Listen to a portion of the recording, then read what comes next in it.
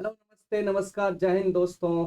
आज हम आपके सामने उपस्थित हैं आगामी बिहार पुलिस री एग्जाम और आगामी बिहार एसएससी इंटर स्तरीय, साथ ही बिहार पुलिस, बिहार दरोगा और अन्य प्रतियोगिता परीक्षाओं के लिए महत्वपूर्ण सवाल का मैराथन क्लास लेकर के उपस्थित हूँ।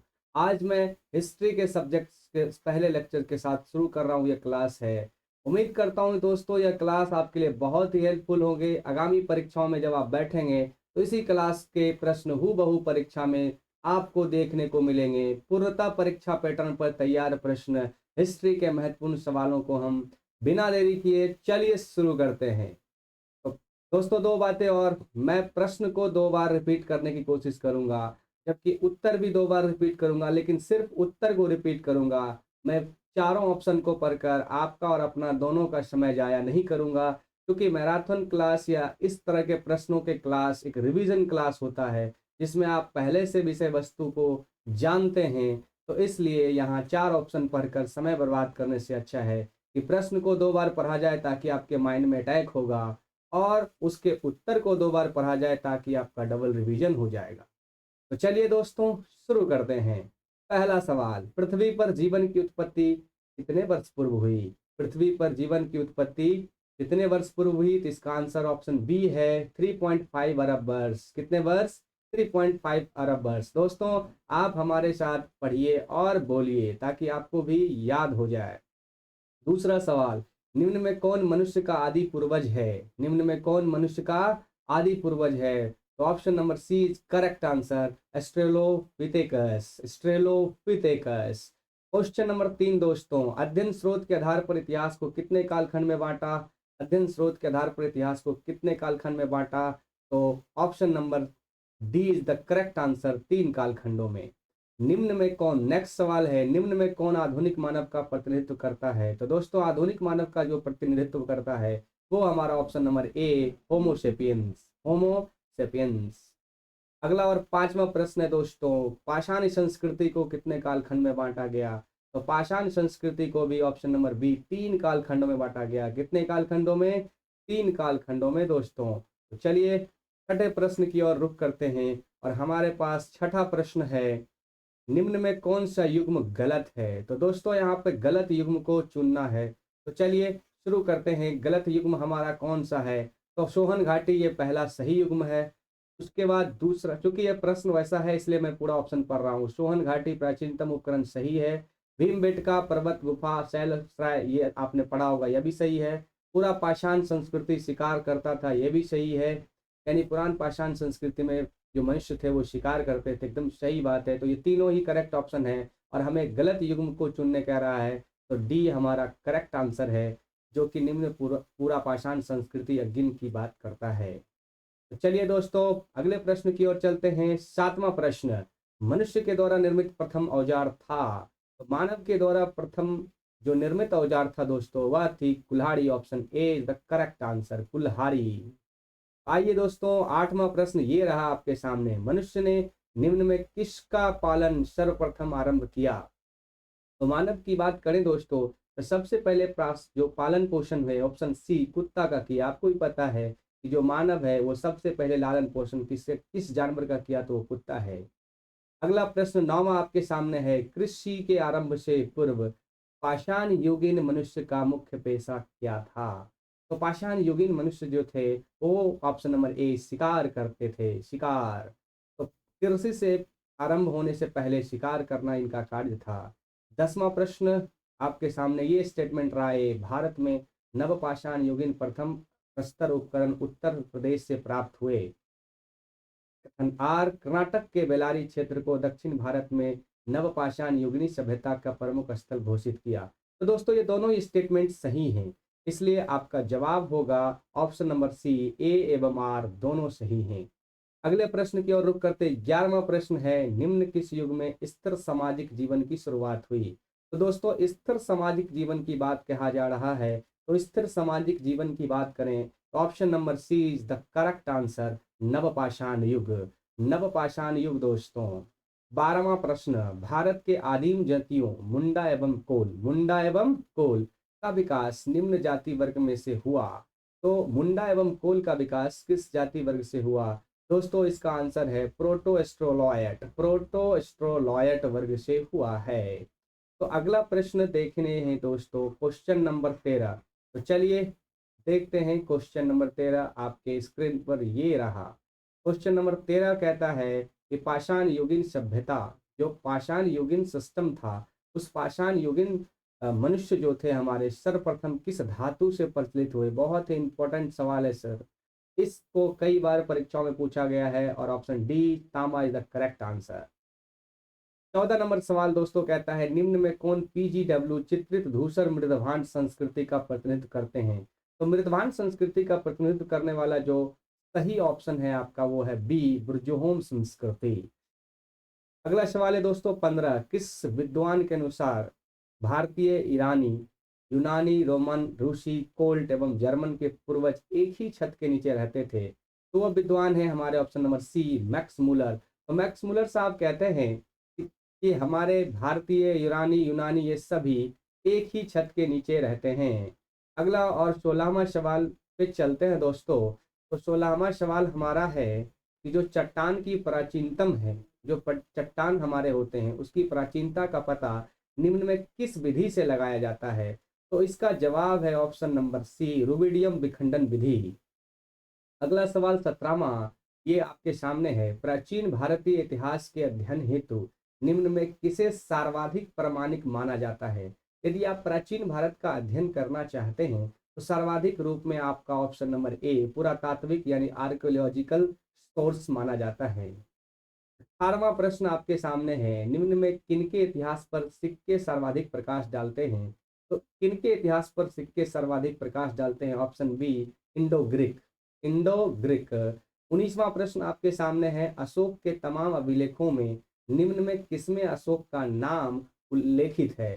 तो यदि अशोक के नाम उल्लेखित अभिलेखों में देखेंगे तो मास्की और गुर्जरा दोनों करेक्ट ऑप्शन है, तो डी आपका सही आंसर है। अगला प्रश्न है दोस्तों, अशोक के अभिलेखों में प्रयुक्त ब्राह्मणी लिपि को सर्वप्रथम पढ़ने में किसने सफलता हासिल की। तो ब्राह्मणी लिपि जो अशोक के अभिलेखों में मिले उसको पढ़ने में सफलता ऑप्शन सी, जेम्स प्रिंसेप ने पाई। 21वां नंबर सवाल है दोस्तों, अशोक के दिल्ली टोपरा और दिल्ली मेरठ स्तंभ लेख, दिल्ली टोपरा, दिल्ली मेरठ स्तंभ लेख को दिल्ली में स्थापित किया किसने। तो ऑप्शन नंबर बी सही आंसर है, फिरोज शाह तुगलक ने। दोस्तों फिरोज शाह तुगलक ने ही दिल्ली टोपरा और दिल्ली मेरठ स्तंभ लेखों को दिल्ली में ही स्थापित कराया था। चलिए दोस्तों अगले प्रश्न की ओर रुख करते हैं और हमारा अगला प्रश्न है 22 नंबर, कि निम्न में किस अभिलेख से कलिंग राजा खारवेल की जानकारी मिलती है। तो कलिंग राजा खारवेल की जानकारी की बात करें दोस्तों तो वो आपको हाथी गुफा अभिलेख ऑप्शन डी से मिलता है। हाथी गुफा अभिलेख से कलिंग राज खारवेल की जानकारी मिलती है। Option D is the correct answer. Question number 23, question number 23, Bharat के बाहर किस स्थान से भारतीय इतिहास पर महत्वपूर्ण प्रकाश डालने वाले अभिलेख मिले।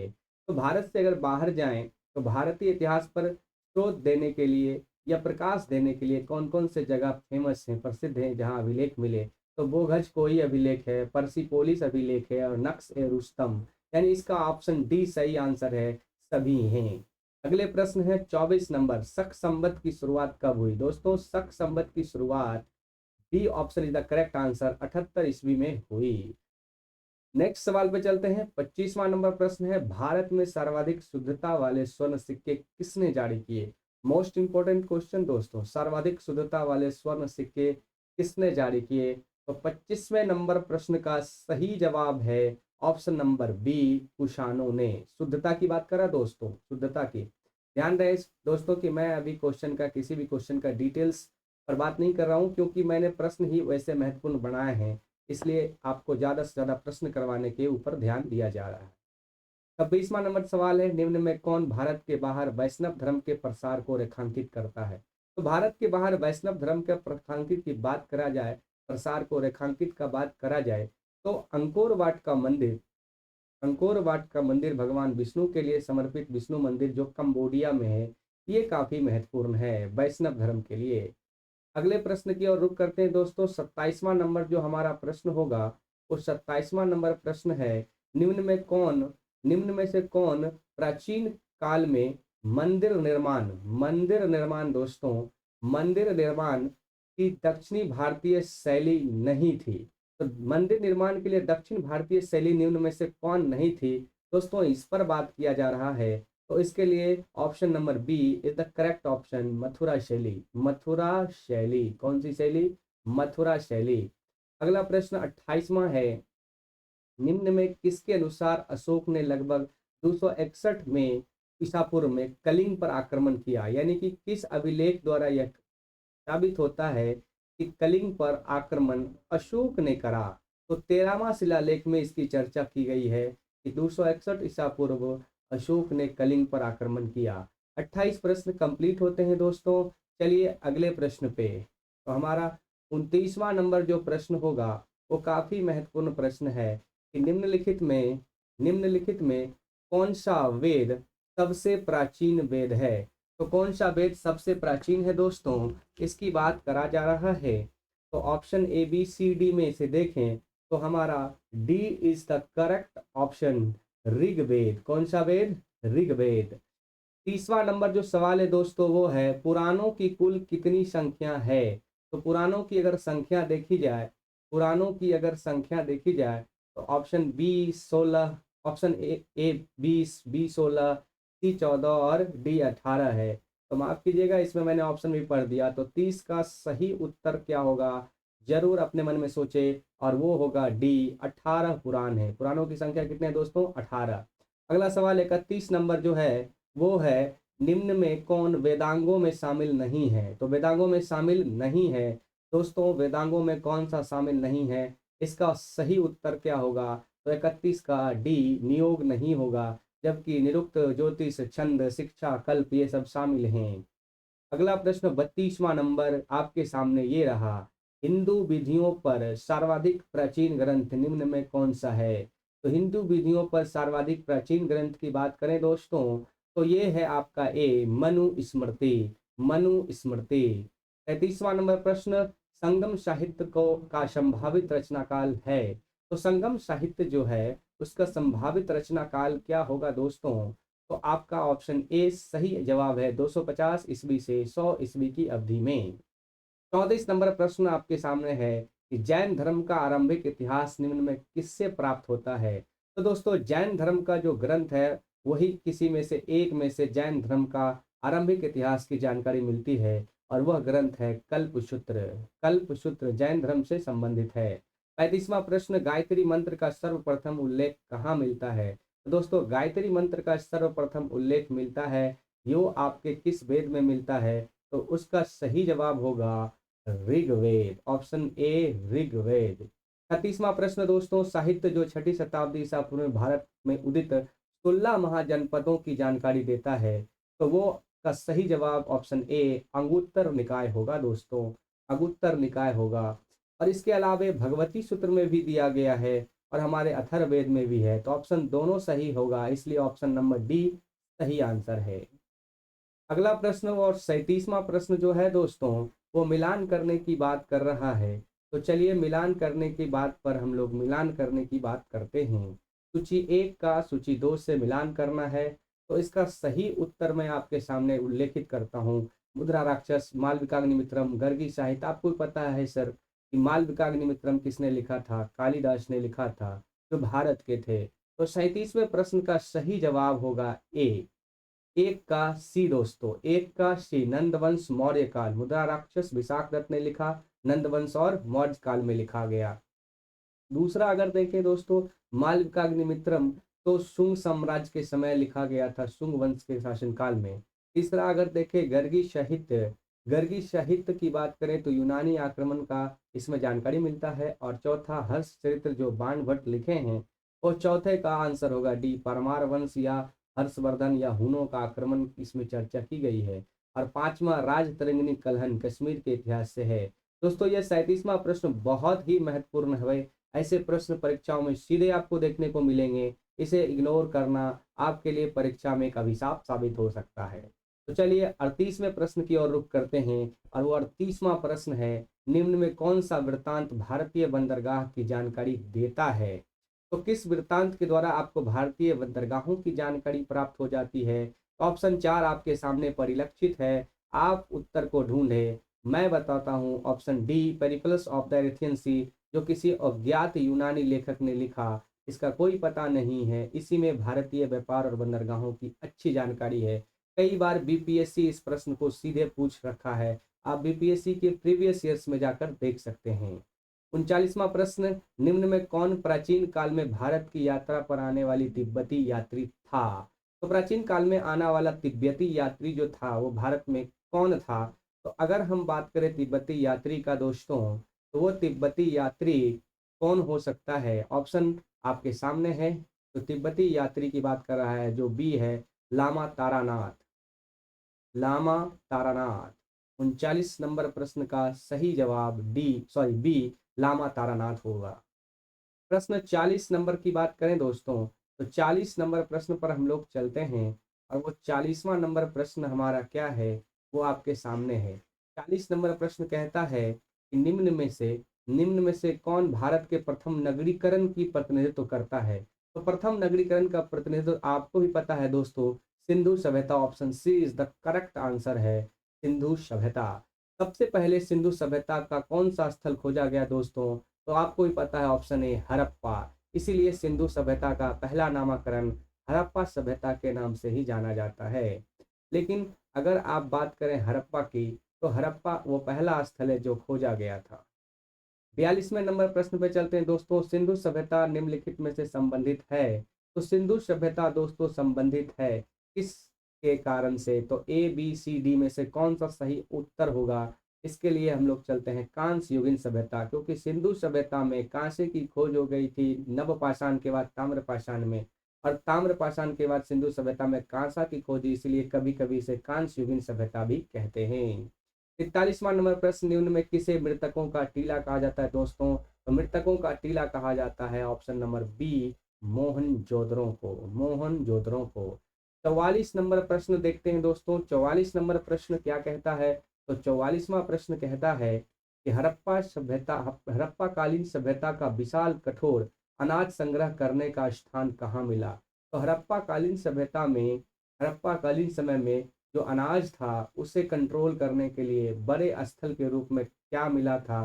तो दोस्तों आइए ऑप्शन की ओर रुख करते हैं, और ऑप्शन 44 नंबर क्वेश्चन का जो ऑप्शन सही करेक्ट प्रतीत हो रहा है वह है ऑप्शन ए, मोहनजोदड़ो। दोस्तों आपको भी पता है कि मोहनजोदड़ो में विशाल अन्नागार मिला था।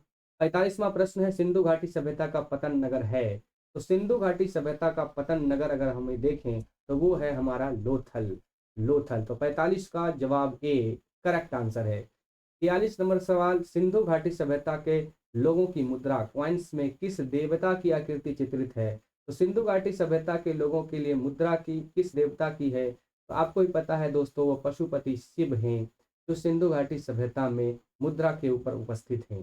43वां प्रश्न ये रहा आपके सामने, सिंधु घाटी के घर किसके बनाए जाते थे? तो सिंधु घाटी के घर की अगर बात करें दोस्तों, तो वो बनाए जाते थे ईंटों के, और भी पक्की ईंटों के। 48वां प्रश्न, सिंधु निवासी निम्न में किसकी पूजा करते थे? दोस्तों सिंधु घाटी के जो लोग होते थे वो किसकी पूजा करते थे?